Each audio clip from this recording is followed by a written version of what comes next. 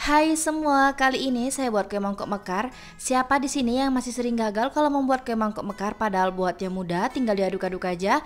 Hasilnya cantik dan mereka sempurna. Saya menambahkan krim keju di dalamnya. Kue mangkok mekar ini jadi makin enak, makin mantap, makin harum, serta lembut dan empuk banget. Simak video ini sampai selesai supaya teman-teman di rumah berhasil dalam membuat kue mangkok mekar. Yuk langsung aja kita buat sama-sama. Pertama-tama, siapkan wadah bersih serta kering, masukkan tepung beras sebanyak 180 gram atau sekitar 18 sendok makan, lalu tambahkan tepung terigu sebanyak 40 gram atau sekitar 4 sendok makan, gula pasir sebanyak 170 gram atau sekitar 9 sendok makan, serta garam sebanyak setengah sendok teh. Lalu ini kita aduk dengan whisker sampai semuanya tercampur rata ya teman-teman.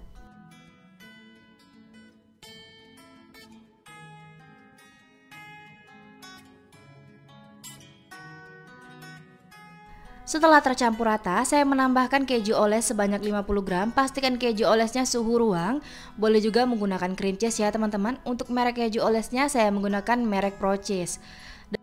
Selanjutnya, saya menambahkan santan sebanyak 300 ml dan masukkan secara bertahap, lalu diaduk dengan whisker sampai semuanya tercampur rata. Pastikan menggunakan santan tingkat kekentalan yang sedang, jangan terlalu kental ataupun terlalu encer. Karena jika terlalu kental, adonannya akan berat jadi akan susah mekar ya teman-teman. Untuk santannya sendiri, boleh menggunakan santan instan yang ditambah dengan air ataupun santan segar, boleh dimasak ataupun tidak ya teman-teman. Pastikan adonan diaduk dengan benar sampai semuanya tercampur rata dan pastikan bahan-bahannya larut semua. Dan kalau udah larut semua bahan-bahannya, baru kita masukkan ragi sebanyak 1 sendok teh. Lalu diaduk dengan whisker sampai semuanya tercampur rata dan raginya larut. Pastikan menggunakan ragi yang masih baru serta masih aktif ya teman-teman. Untuk raginya saya menggunakan ragi Vermipan.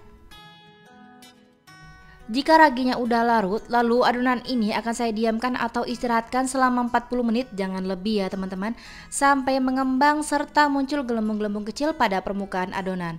Sambil menunggu adonannya mengembang serta muncul gelembung-gelembung kecil, kita siapkan cetakan talam dan kita panaskan bersama kukusan sampai airnya mendidih.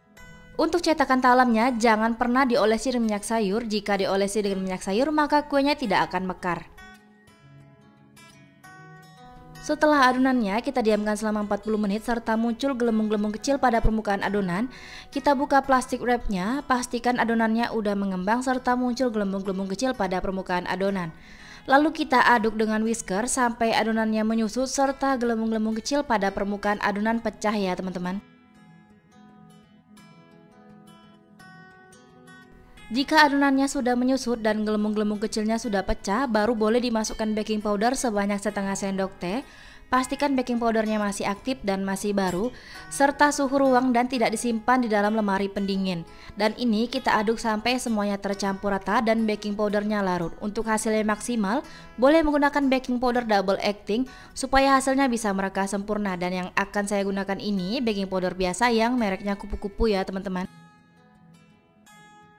Selanjutnya saya siapkan wadah bersih serta saringan. Adonan tadi akan saya saring terlebih dahulu supaya tekstur adonannya benar-benar halus, licin, tidak ada yang menggumpal ataupun bergerindil ya teman-teman.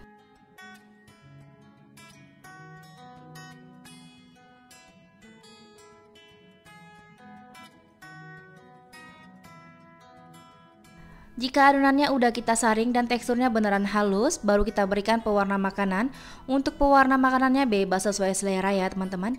Lalu kita aduk menggunakan sendok supaya mudah mencampurkannya. Serta pastikan jika gelembung-gelembung kecil pada adonannya harus pecah ya teman-teman, dan ini akan saya sisihkan terlebih dahulu. Pastikan jika air kukusan sudah mendidih dan terlihat uap airnya juga sudah banyak, lalu buka tutup kukusannya dan sebelum memasukkan adonan ke dalam cetakan, diaduk-aduk terlebih dahulu sampai buih-buihnya pecah ya teman-teman. Dipastikan harus benar-benar sampai pecah. Untuk air kukusannya sendiri jangan diisi terlalu banyak. Jika kalau dia menciprat ke adonan maka adonannya tidak akan mengembang ya teman-teman. Pastikan juga jika air kukusan tidak menetes ke dalam cetakan karena dia akan gagal mekar nantinya. Isi adonan ke dalam cetakan sampai penuh tapi jangan sampai luber, berikan jarak antar cetakan supaya bisa matang merata dan mekar sempurna. lalu dikukus dengan api paling besar selama 20 menit sampai matang. Dan selama proses pengukusan jangan pernah tutup kukusannya dibuka ya teman-teman.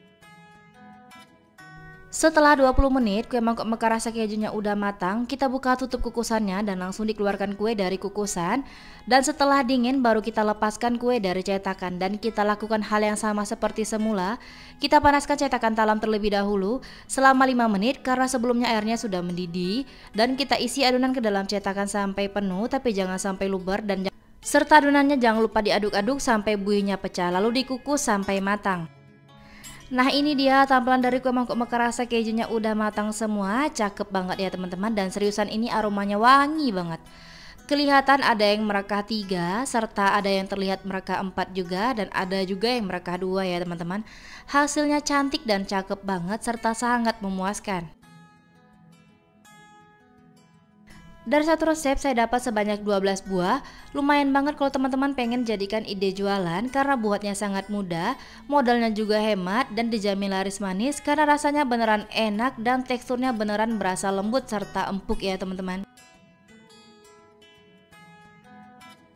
Kuenya terlihat menul-menul dan gembul banget, terlihat pada pecahannya halus ya teman-teman, tidak bergerindel. Pastikan kalau mengeluarkan kuenya dalam keadaan udah dingin suhu ruang, caranya cukup tekan-tekan pada bagian pinggir kuenya, putar dan tarik, hasilnya mulus dan tidak lengket pada cetakan ya teman-teman.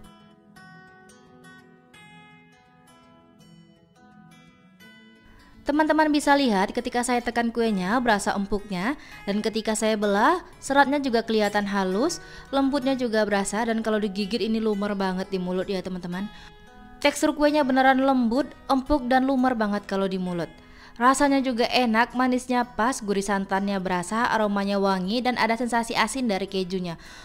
Resep ini sangat mudah dan anti gagal, teman-teman wajib banget cobain resepnya di rumah. Terima kasih sudah menonton video saya, selamat mencoba.